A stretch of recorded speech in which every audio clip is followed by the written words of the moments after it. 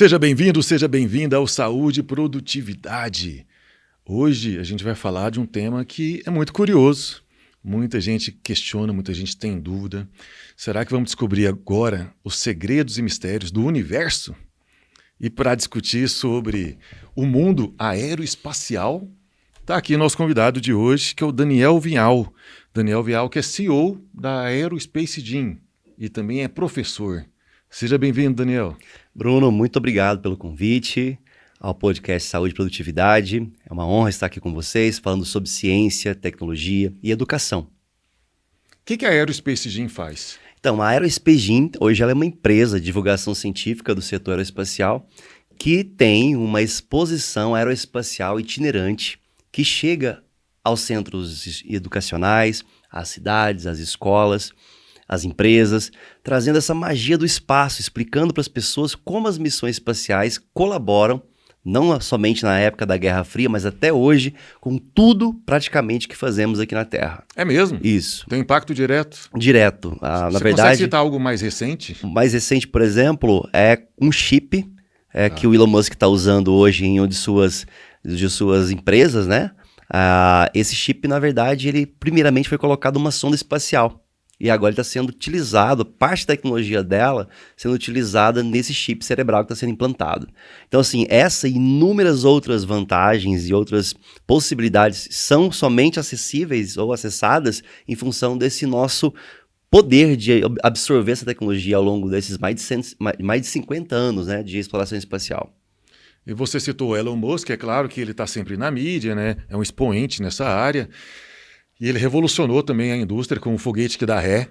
Existia até aquela frase, foguete não dá ré! Não, agora foguete dá ré. Reaproveitando o material, fazendo um transporte muito mais econômico e barato. E agora ele quer colonizar Marte. Você vê a possibilidade disso acontecer? Então, na verdade, não apenas Marte, mas simplesmente a Lua, são dois objetos que nos chamam muita atenção. Na verdade, o assunto que está muito em voga hoje sobre o espaço, sobre a exploração espacial, sobre a astronomia em si, já nos leva a pensar como seria explorar e colonizar esses mundos, assim como a Lua, assim como Marte. No caso do Elon Musk, ele quer tornar a nossa espécie uma espécie interplanetária. Então, essa questão que você falou, até interessante, do foguete não dar ré e agora dar ré, na realidade, os foguetes do Elon Musk já davam ré, antes da Starship, inclusive, que é o Falcon 9, o Falcon Heavy, que são dois foguetes que voam bastante, inclusive. O Falcon 9 voa toda semana, por exemplo, entregando lotes de satélites da Starlink no espaço. E isso já acontecia. Só que o fato agora é que com a Starship, que é um foguete de 123 metros, que inclusive hoje, até de forma coincidente, hoje tem o 7º teste de lançamento desse foguete gigantesco, que é uma promessa tanto de ajudar a NASA na exploração da Lua, ou voltar a explorar a Lua de maneira mais incisiva, mais tecnológica, é claro, após tanto tempo, né, da conquista humana no espaço, sobretudo a Lua. Esse foguete agora, então, ele está sendo testado mais uma vez com essa proposta de levar humanos a Marte. Quando a gente não sabe. É um lugar inóspito, é um lugar perigoso para a vida, é um lugar que hoje tem cerca de mais de 95% da atmosfera marciana é feita de dióxido de carbono, por exemplo. Então, assim, essa e outras dificuldades nos colocam com um pezinho atrás ainda sobre a questão da colonização marciana. A gente que assiste filme, a gente sempre fica pensando que esse é uma saída quando o nosso planeta colapsar e a gente vai migrar para outro planeta e continuar a vida em outro lugar. Mas se a gente investisse essa grana aqui na Terra também, a gente não conseguiria preservar mais o planeta que a gente já tem. Exatamente. Eu sempre falo nas aulas, nas palestras, que não há um plano B ainda, né? Não há como tornar a Terra um planeta descartável em função de uma viagem espacial para um outro planeta. Até porque quem vai colonizar esse outro planeta são os seres humanos. E nós já sabemos bem do que nós somos capazes, do que nós fazemos na Terra, de como nós exploramos o planeta de polo a polo. E isso pode denotar uma questão interessante. Nós vamos sujar esse planeta, nós vamos poluir esse planeta antes mesmo de chegarmos lá. Então, assim, são questões pontuais, que trazem um senso de reflexão muito grande. E o que a gente faz dentro do nosso trabalho, dentro da Aerospace Gym, é isso. É motivar, é trazer os alunos para enxergarem isso de perto, para ver como esses foguetes exploram o espaço, como a tecnologia empregada neles fazem sentido, não somente para o setor aeroespacial que cresce de forma exponencial a cada dia, inclusive, mas também nas vidas deles. O celular que você utiliza, por exemplo, os sensores de câmera são primeiramente colocados em sondas espaciais e agora fazem parte da sua vida. As imagens que você obtém, os vídeos que você faz são produtos, são spin-offs que vêm do setor espacial. Isso é muito legal, né? Porque a gente vê imagens das sondas, que hoje são imagens belíssimas, com um alto grau de nitidez. E a câmera de segurança da rua, que podia pegar o rosto do bandido, é aquela imagem borrada. Exatamente. Eu acho que é empregar de maneira mais consistente essas tecnologias, né? E elas estão se barateando, com certeza, à medida que o tempo passa, né? Então é uma questão de foco mesmo, de saber aproveitar ao máximo que essas explorações espaciais estão nos trazendo. Não somente na questão econômica, né? E de guerra ou mesmo de corrida espacial, mas também empregar corretamente essa tecnologia. Aqui no estúdio, por exemplo, tem várias ferramentas aqui, com certeza elas estão também inseridas em algum tipo de componente aeroespacial. E no Brasil, como é que está a tecnologia do Brasil relacionada ao espaço? Eu vou reformular a sua pergunta. De repente, a pergunta seria assim, como está o programa espacial brasileiro? Muito melhor. Né? Muito melhor. Isso. Vou te confessar, eu nem sabia que a gente tinha de fato um programa espacial brasileiro. Eu até sei que existe um departamento disso, mas como a gente não vê muita coisa... Olha, se nós já tivemos um programa espacial brasileiro, isso faz muito tempo. Desde a época da explosão que aconteceu lá em Alcântara, né?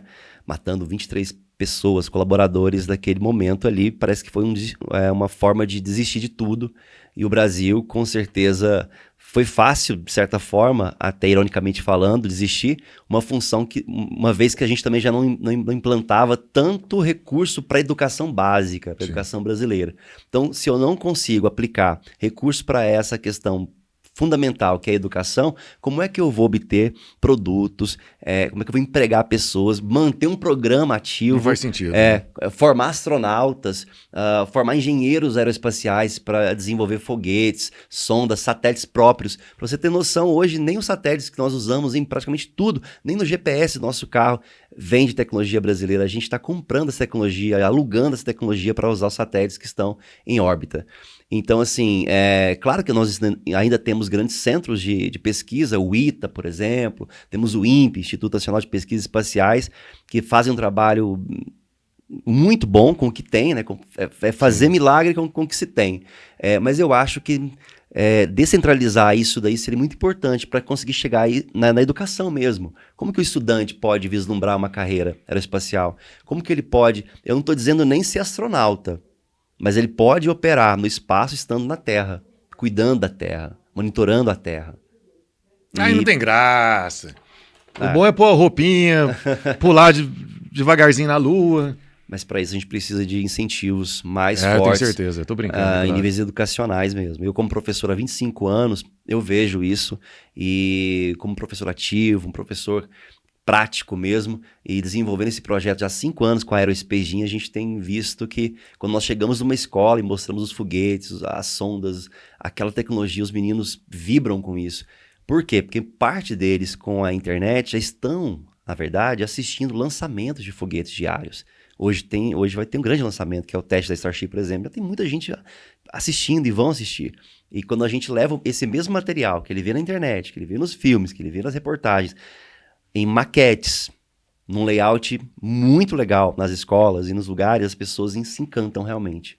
É um trabalho muito interessante, muito satisfatório de fazê-lo. E é bom que a criança pode aprender de forma lúdica. Aí, por meio disso, aprende ciência, aprende matemática, aprende física, química, todos os conceitos que são atrelados a essa a ideia é despertar mesmo, é trazer essas crianças, porque nos Estados Unidos, na Europa, eles têm uma agência espacial praticamente no quintal de casa. E qual que é a nossa? Qual que é a nossa agência espacial? Qual que é a nossa referência espacial, aeronáutica? Temos, mas ainda é para poucos. Certa vez eu conversei com o astronauta, gosto de chamar de cosmonauta, o Marcos Pontes, né? E ele falava um pouco da preparação que ele teve, né, para ir ao espaço. Como que fica a saúde do astronauta, né, para ir ao espaço e quando ele volta? Qual que é o impacto na saúde? O espaço realmente ele ainda, né, ainda e sempre foi muito nocivo para um organismo vindo da Terra, né? Sobretudo no corpo humano, por exemplo. O Marcos Pontes ele foi sim um cosmonauta, porque na União Soviética e ainda hoje na Rússia, qualquer profissional espacial é chamado de cosmonauta, que é o mesmo astronauta dos Estados Unidos. É só uma mudança de terminologia. É só isso? Na China é taikonauta, por exemplo. Ah. Mas sim, dependendo da missão que é desenvolvida, da missão que é efetuada e do tempo que ela se desenvolve, ela vai trazer para o corpo humano alguns probleminhas. Não sei se você se lembra, fizeram um teste com gêmeos. Deixaram por um ano um no espaço e uma aqui. E foram fazendo medições ao longo desse um ano para verificar quais seriam as alterações genéticas, fisiológicas que supostamente o que ficou no espaço poderia sofrer em relação ao que ficou na Terra. E não tivemos grandes assim ou espetaculares resultados, não. Mas é fato que o espaço provoca no astronauta problemas, principalmente para quem está hoje trabalhando na Estação Espacial Internacional. Por exemplo, a pressão do olho ela é alterada, a circulação, a perda de massa óssea e muscular também é intensificada pelo trabalho. Ele relatou na ocasião algum problema no labirinto? Sim, de audição também. Assim, é um trabalho de super-heróis mesmo. Você hoje está inserido no espaço, ainda num processo de microgravidade. Então, ainda assim, o espaço é nocivo para qualquer organismo. E ainda que seja nocivo, nós estamos trabalhando com pesquisas muito importantes no ramo de bactérias, de tecidos, para verificar como a permanência humana, como o trabalho no espaço pode ser mais relevante. Eu me lembro a ocasião que eu dei uma palestra e eu dei um curso para o pessoal do SESI, para os alunos do SESI, você vai se lembrar, quando eles fizeram no Into Orbit, que era o tema da época, desenvolver ideias para melhorar o trabalho do astronauta no espaço. E aí foi que saíram o pessoal que fizeram um chiclete com pimenta. Pegaram a pimenta, extraíram a capsaicina, que é uma substância presente na pimenta, e a partir daí fizeram um chiclete que o astronauta pudesse mascar esse chiclete para desobstruir as vias aéreas e paladar também, porque de fato no espaço há uma dificuldade de sentir cheiro e sabor dos alimentos. Poxa, que bacana, hein? Mais curiosidades sobre o espaço. O que você tem para falar para essa galera que fica pregando que a Terra é plana?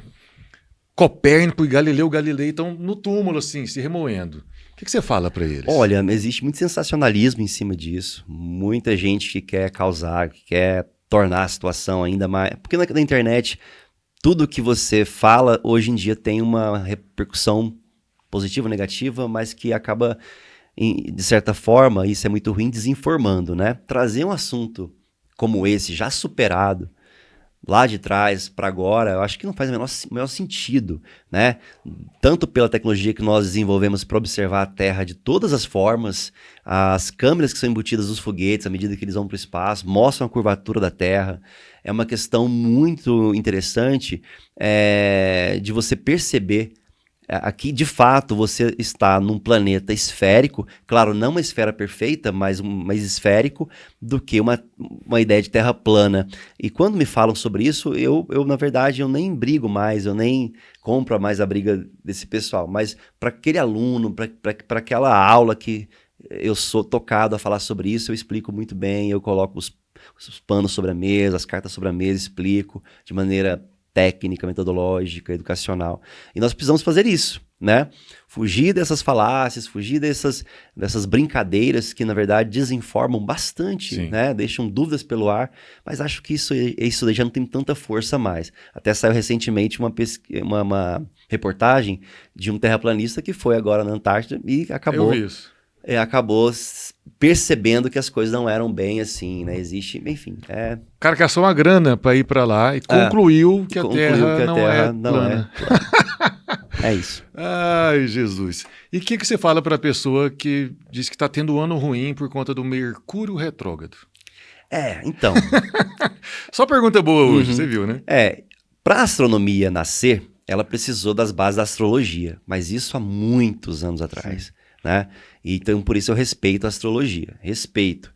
Não consigo agora colocar em prática, ou de que forma a posição de um planeta no céu, a posição dele em relação a outro planeta, ou mesmo a Lua, vai interferir no meu comportamento, na minha forma de pensar, de agir, de refletir sobre as coisas. Então, assim, o que é legal na astrologia, talvez seria o estudo das constelações, que na astronomia faz muito sentido. Mas fora isso, fica bem complicado trabalhar com a astrologia, uma vez que ela é uma pseudociência, né? Então, a gente parte dela como uma prerrogativa de observação do céu, ok, começamos assim, mas depois que essa observação passou a ser técnica, científica, baseada em observações, produzindo cálculos, produzindo observações mais profundas, eu acho que a astrologia foi perdendo seu espaço para uma área científica e, claro, há uma divisão muito grande da metodologia filosófica com a científica e essa ruptura aconteceu. Então, é isso. Bom, então para você que considera que teu ano tá ruim por conta do Mercúrio retrógrado, tenta avaliar. Talvez retrógrado não seja o Mercúrio, tá? Fica a dica. Bom, já perdemos aqui os nossos internautas que acreditam na Terra plana, já perdemos o pessoal do horóscopo. Quem mais que a gente vai ofender agora nesse programa? Quem mais que a gente vai descredibilizar? Agora, falando sério, buraco de minhoca. A gente vê Interestelar, vê vários filmes agora fala disso, e aí já mistura com multiverso. O que tem de ciência real nisso? O que tem de ficção? É bom colocar isso, né, para as pessoas que amam esse assunto. Claro, é muito interessante mesmo. Mas ele extrapola um pouco a realidade do que vem a ser ficção, por exemplo. Né? Os buracos negros, eles são reais. Ok. Né? O que é um buraco negro? Ele é o resultado do final da vida de uma estrela. Uma estrela tem possíveis finais. Ela pode ser uma anã branca, ela pode ser uma estrela de nêutrons, e ela pode se tornar um buraco negro que, de repente, vai ganhar massa e vai sugar tudo.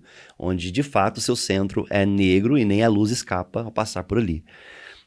E o buraco de minhoca, ele é a extensão da entrada de um buraco negro até o suposto final dele, que se conectam formando um buraco de minhoca, onde acredita-se que ali há uma viagem no tempo, especialmente apenas para o futuro e nunca para o passado, porque isso é uma base einsteiniana, né, de relatividade geral, por exemplo. Está calcado nessa ideia. Não é mais uma teoria. Na né? verdade, a gente está viajando para o futuro, né? Isso.